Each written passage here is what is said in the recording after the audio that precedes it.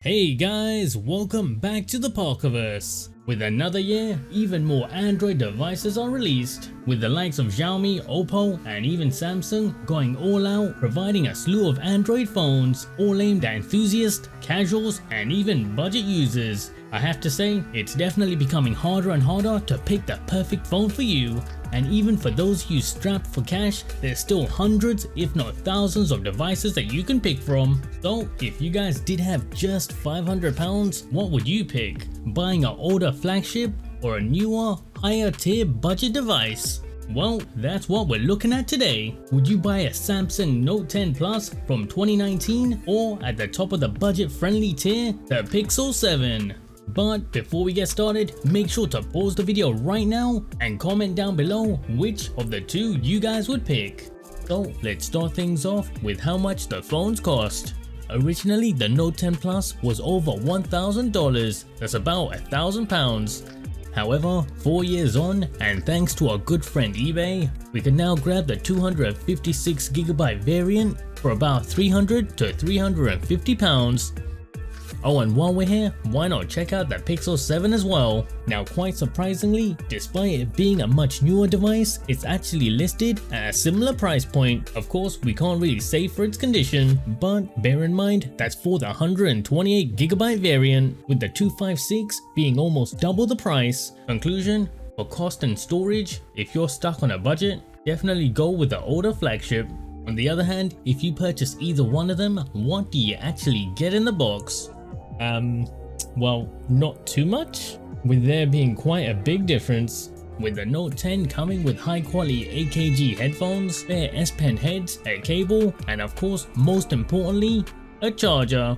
Now of course, some of you may even argue that that's the trend these days, looking to reduce their carbon footprint by reducing not only the packaging but also the content itself. So basically, if you're buying the Pixel 7, you better make sure you have an adequate charger at home, otherwise that so-called rapid charge on the spec sheet won't mean anything at all.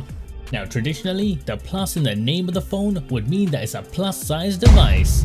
But nowadays, even budget devices are near enough hitting that similar mark, with there being barely an inch of a difference between the two here.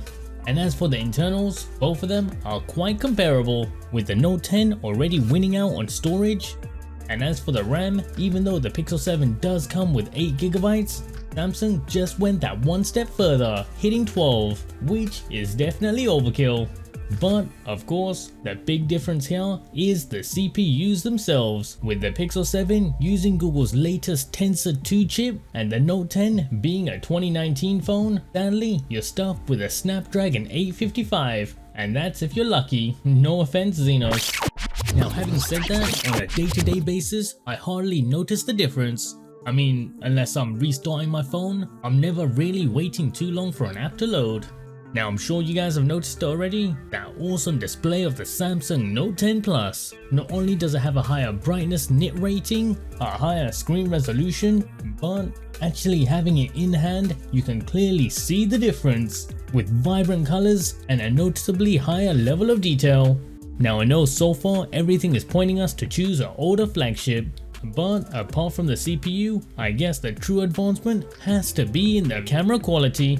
And here, the Pixel 7 smashes it, with a noticeably clearer, crisp image, the result of newer camera lenses, as well as more sophisticated onboard image processing. Now, having said that, putting still images aside, the Note 10 in video isn't really that far behind, and some of you may even actually prefer it.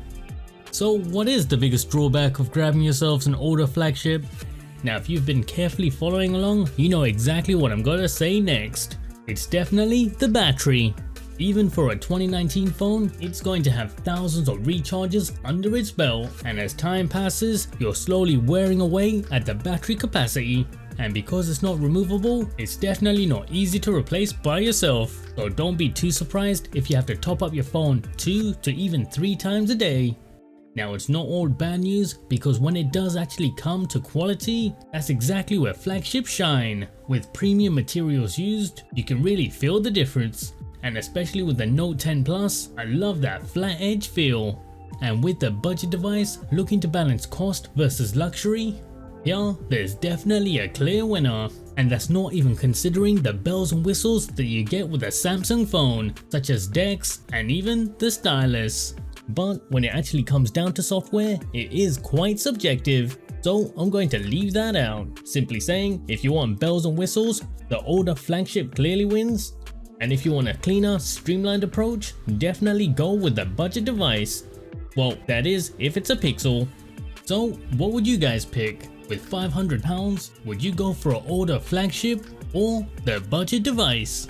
If you like this video and want to see more just like this, make sure to like and subscribe to help support the channel, and why not check out some of my Android customization videos. See you next time on Into the Parkerverse.